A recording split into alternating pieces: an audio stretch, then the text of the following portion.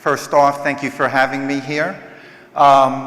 Innovation's the topic, and innovation is central to the BBC's mission to inform, educate, and entertain. Innovation's the reason I came to the BBC a couple of years ago. By the way, I'm not British. I am a native New Yorker and moved to London 2.5 years ago to join the BBC. And in my role as Director of Future Media, I use innovation, technological innovation, to work with my editorial colleagues to combine innovation with editorial creativity to hopefully build the BBC of the future. And in that way, do what my predecessors did at the advent of radio and television. And going into 2012, we knew that the Olympics would be a tremendous opportunity to innovate.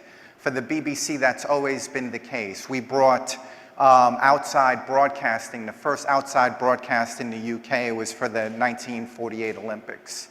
The first color broadcast in the UK was for the Tokyo Olympics. And so we looked at these Olympics, 2012, as a special moment to be able to showcase innovation. And I just want to remind you a little bit. It's been a few months since then, but just a little videotape to remind you what those Olympics meant. Can you roll the VT?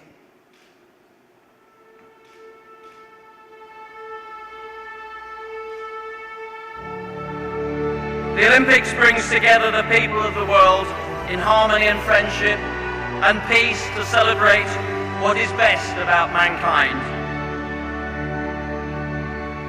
To every athlete waiting, ready, prepared to take part in these games, welcome to London.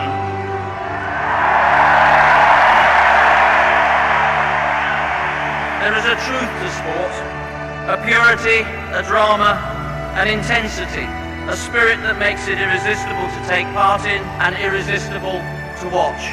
What we are seeing right now is that dreams do come true. London 2012 will inspire a generation.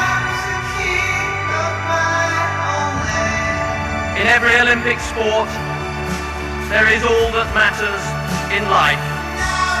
Humans stretch to the limit of their abilities, living for the moment, but making an indelible mark upon history. The champion becomes a legend. To my fellow countrymen, I say thank you. Thank you for making all this possible.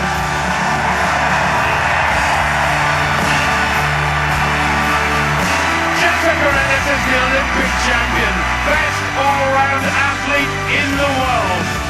I have never been so proud to be British and to be a part of the Olympic movement. This is our time.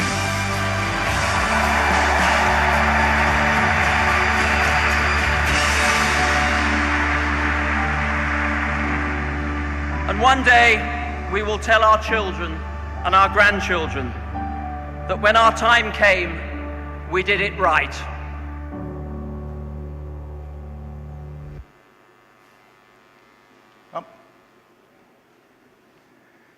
That last line, when our time came, we did it right. I love that. For us, 2 years of preparation to deliver those Olympics. And for us, doing it right meant delivering the first truly digital Olympics. It was all of the video, live and on demand, all of the data in real time across all devices. And if you think back to 2008, delivering video on mobile, painful, nascent social media activity with Facebook and Twitter, and in 2008, by the time the Olympics rolled around, iPhone was just a year old. And so 2012, certainly first truly digital Olympics. And for our audience, doing it right meant that they would never miss a moment because we delivered all of those streams on television, on connected devices, connected TVs, tablets, smartphones, so on and so forth, over 2,500 hours worth of that. We created a new interactive video player, so anyone on a desktop could get any event. If they missed that event, they could go back to it on video on demand. If they came into the middle of the event, they could do live rewind to get to the beginning of it. And we also created chapter points, so if you just came home and it's already been on for 3 hours, we could tell you the highlights and you could just click right to the moment that you want to get to. Again, never miss a moment. And we did that across all devices. And for us, the biggest one, the star of that device was mobile. In fact, on weekends, we saw more mobile usage online than we did desktop usage. And this was the first time BBC, we deliver a lot of video online. Going into 2012, we never delivered video over 3G. We always restricted it to Wi-Fi. And in preparation for 2012, we worked with the mobile operators to make sure that we could deliver all of the video over 3G. As a matter of fact, my biggest concern going into it was whether or not we would essentially melt down the mobile networks. But in working with them, we were able to deliver all of that video, and they provisioned extra capacity to do that. But again, live and on-demand mobile streaming across any device. And we got tremendous credit for it in terms of being able to deliver that. And I'm very proud of that experience. But as proud as I am of that experience, I believe it's just one leg in the mobile, in the online journey, in the innovation journey. And for me, that journey is made up of 3 pieces: being digital, being connected, and being converged. I used to be at AOL Time Warner. I was there for 10 years, from 99 through 2009. And anyone who's familiar with AOL Time Warner knows that that was the biggest write-off in corporate history. It was over $100 billion write-off in terms of the greatest merger to go wrong. And I believe that's because we tried to go for convergence before time. Right, 12, 13 years ago, it was too early. The technology wasn't ready. The consumer wasn't willing, and we just weren't able. And over those 12 years, all of those things have started to move on. But in fact, all we've been doing is taking the things that we used to do offline and digitizing them and making them online, right? And so, to me, before you become converged, you have to be digital first. And so someone's talking about the year of mobile, and maybe talking about the decade of mobile. Well, it's actually been the 15 years of being digital, where everyone's been putting their newspapers online, and their radio online, and their TVs online, but haven't fundamentally changed the content experience other than treating the internet as a distribution platform. So I believe that's the first phase of the journey. And the next one, being connected, is where we start to understand more about our users and the usage, and therefore start to adapt our experiences based on that. And then the next one after that is being converged. To me, that's the progression that I'm looking to take the BBC through. As far as being digital, I do believe that the Olympics set the bar as far as global coverage of events. And that's the new baseline for us. That's new business as usual. And so we're going to take that same standard and apply it to Wimbledon. We launched our BBC Sport app in the fall. In less than a couple of months, we have close to 2 million downloads of that. When we do Wimbledon later on this summer, all of the video, all of the courts, all of the video, any game that you want to see, we're just going to deliver that on all devices live and on demand. And that's just a new standard. It wasn't just something special for the Olympics. It sets an expectation with our consumers. It's not just for sports. We're also going to do it for music events. We're also going to do it for music events. So there's a big music festival in the UK called Glastonbury. And again, it's a multi-stage event over a weekend. And so we're going to cover every single stage continuously, and everyone will be able to get to that, again, live on demand on any device. And all of this essentially builds on iPlayer. How many people familiar with iPlayer? Let me just see. Okay, cool. And so iPlayer's been out for 5 years, and in that time we've continued to scale it. I might be a little bit biased, but I believe it's the best video player out in the world, in that you can do live, you can stream live and on demand, and you can also do downloads. And I don't know of anyone else that does that. And given that I'm in the UK and I'm still getting to Netflix and Hulu and whatever other video on demand service there is, I'm a big consumer of that. But iPlayer has continued to scale. It was primarily a PC-based offering, and we've made it available on all devices. Last year we had over 2.3 billion streams of iPlayer, and again, this is just solely within the UK. That has essentially doubled in the 2.5 years that I've been there. The other thing is that we're going to start to introduce new content into iPlayer. Right now, iPlayer has essentially been distribution of the content that was already delivered via broadcast on TV and radio. We're going to use iPlayer for short-form comedy, and also introduce other programs, either premiering on iPlayer or exclusively on iPlayer. So we signed a very well-known UK comedian, essentially wanted to do a show with BBC, but he came in and said, I want to premiere this on iPlayer. And part of the deal was that we would do that with him on iPlayer first, and then the series will come out on broadcast. And so all of these things essentially show that internet as distribution is there now. It's everything that was on TV, and not just things that are on TV, but other video content types, whatever the duration, being short form, whatever genre you can put on iPlayer as a distribution platform. So that's fantastic, that's being digital. But for me, and by the way, I think for most people, that'll be enough. They'll be happy to essentially do what they've always done, put it online, seek to maximize value around with ads and what have you around that, and that'll be enough for them. For us, that just means we're ready to go to the next stage, which is being connected.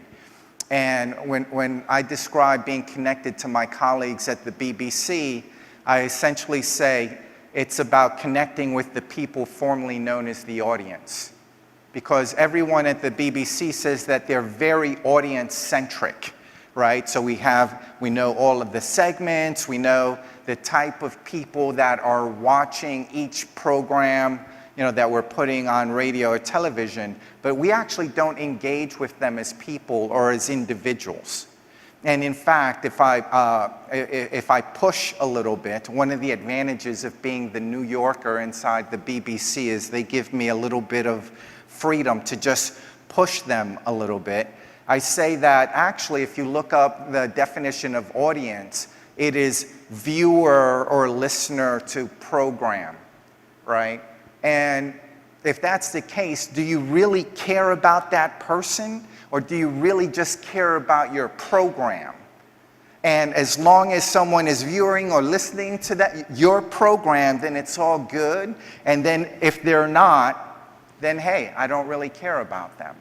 And having come out of the digital space, at AOL, I tell them if it's Facebook, Google, Amazon, Twitter, AOL, MSN, whomever. Actually, the focus is on the user, understanding who that user is, developing that relationship with the user, getting all of the data about that user behavior, and then figuring out what's the best way to serve that user 24/7.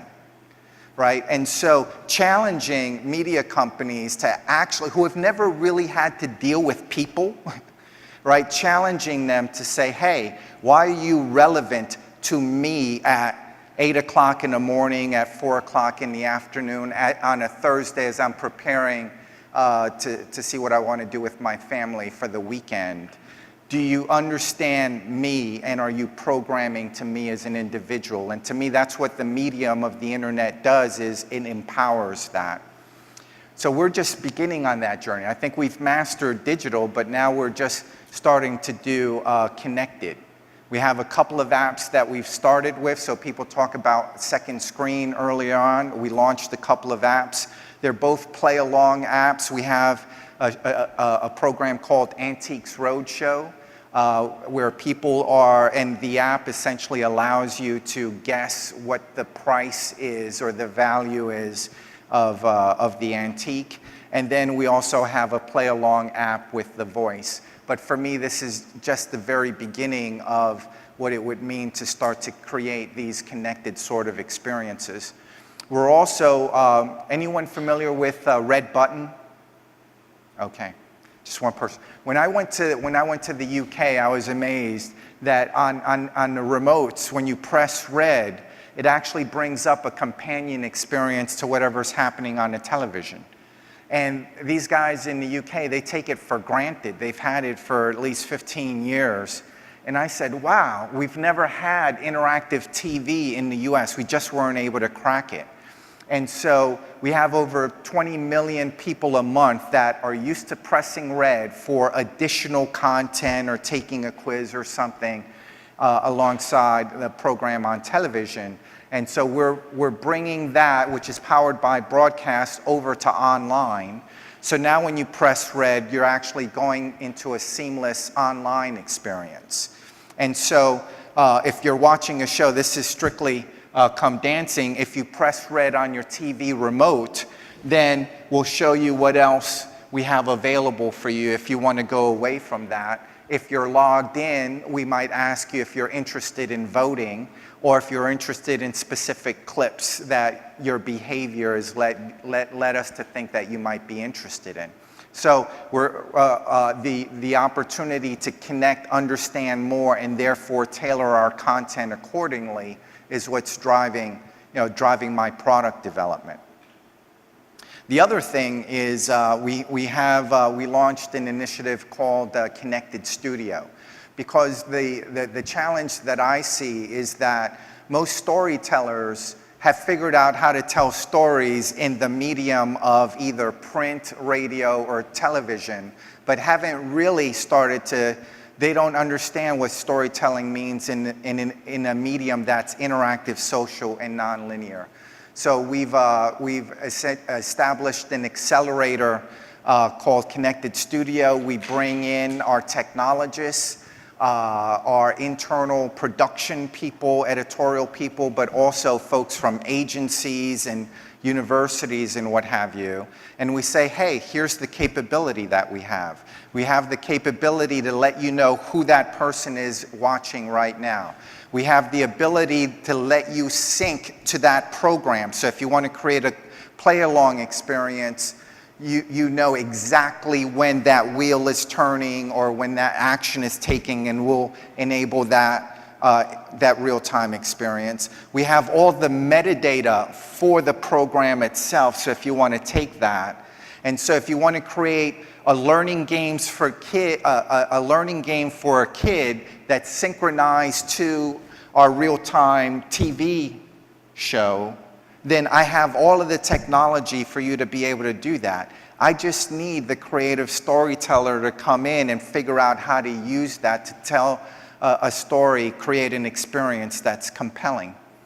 And so really what I'm looking for is the 21st century equivalent of this guy. I looked up this quote. I thought it was really interesting. He said, I am, Federico Fellini. Folks are familiar with him in terms of the movies, right? He said, I'm just a storyteller and the cinema happens to be my medium. Well, I'm looking for storytellers where online is the medium, right? And that we don't have that. We don't have that at scale yet. And so that's what I'm searching for.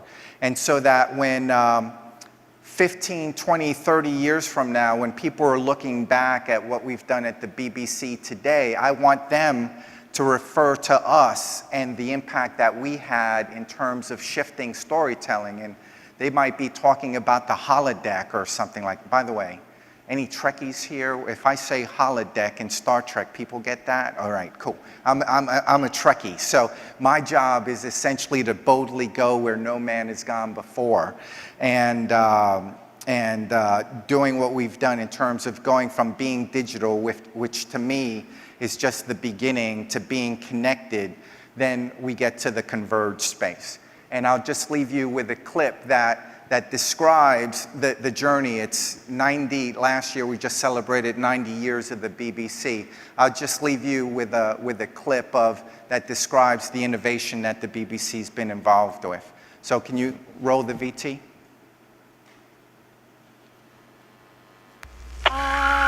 This is the British Broadcasting Company calling. The station goes on the air. Television broadcast for the first time. The first outside broadcast of the Olympic Games. The coronation service witnessed by millions. First live round-the-world telecast. The Beatles! The first colour television programme in Europe. You can keep abreast of the latest news with CFAX, meaning CFAX. Now, computers are getting to be very, very commonplace. BBC puts computers in schools. Greatest day of rock the world's ever known. Today, apparently, we launched our website. Making the unmissable Truly unmissable. We're giving you complete control of what you want to watch and when you want to watch it.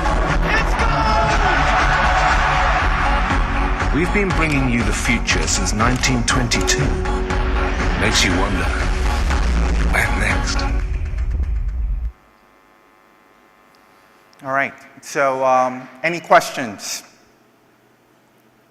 Oh man, everyone just wants to go home.